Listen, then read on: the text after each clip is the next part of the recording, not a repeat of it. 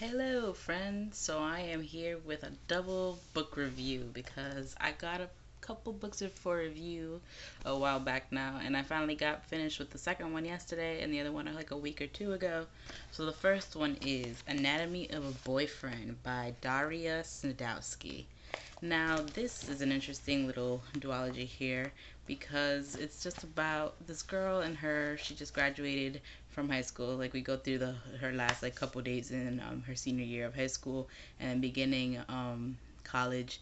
And the interesting part of being an anime of a boyfriend is that she's a pre-med student and she meets this kid and she, like, falls for him, and he's her first in every, like, basic way.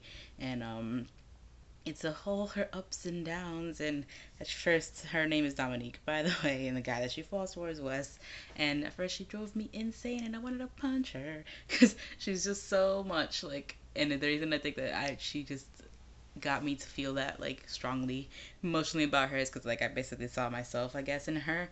Like, she, all teenagers can be so emotional and so feeling like everything is life and death. And I love that I got, own these books because, like, something I really like when I own a book, unless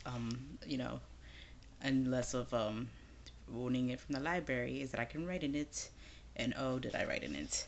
In this one, let's see, I'm gonna write do some quotes out. So she is contemplating if she really wants to be a doctor.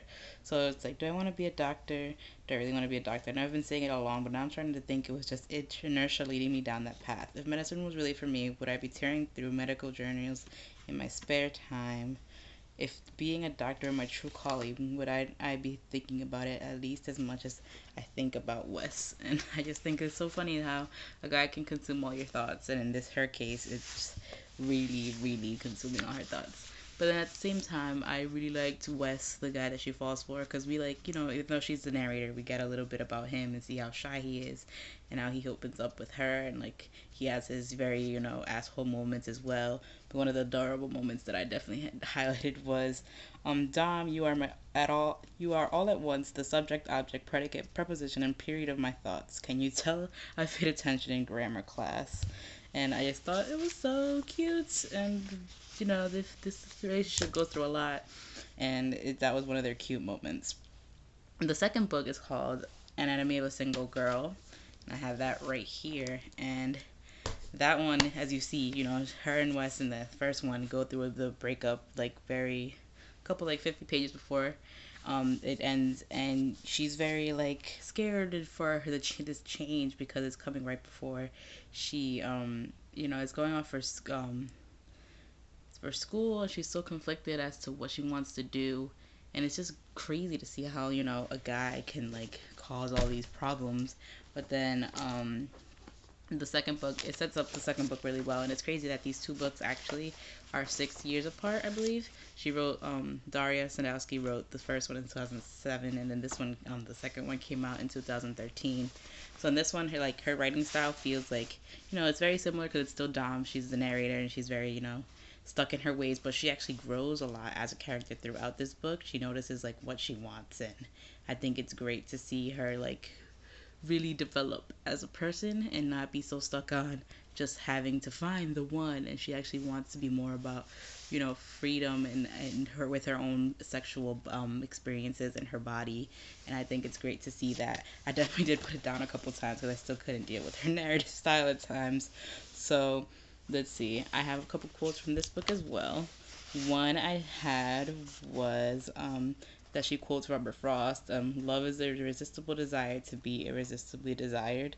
And I think it's interesting because she's talking to one of the guys, I guess. Yeah, one of the guys that is her main love interest in this.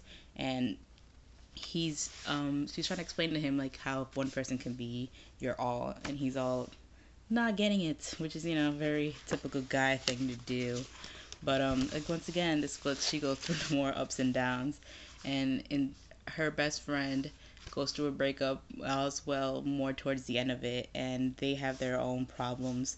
And it's interesting because her best friend's mom is a psychologist, so she goes, "There's no quick fix for emotional trauma," which is very, very, very true. And they have she has a fear that she's gonna lose her friend because she gets very mad at her when she goes through her breakup, and it's something that you can relate to because sometimes with your own friends you feel like you're gonna lose them or it's not gonna go anywhere.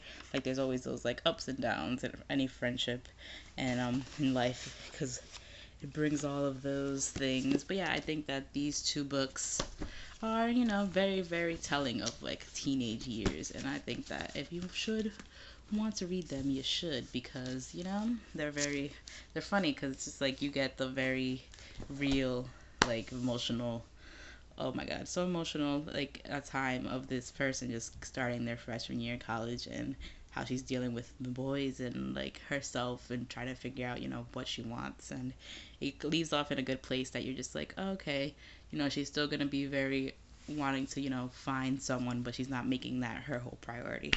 So I think it was very, very good. I gave it 3 out of 5 for both of them, and I just, enjoyed them. So yeah, thank you for listening, and I will talk to you guys soon. Bye.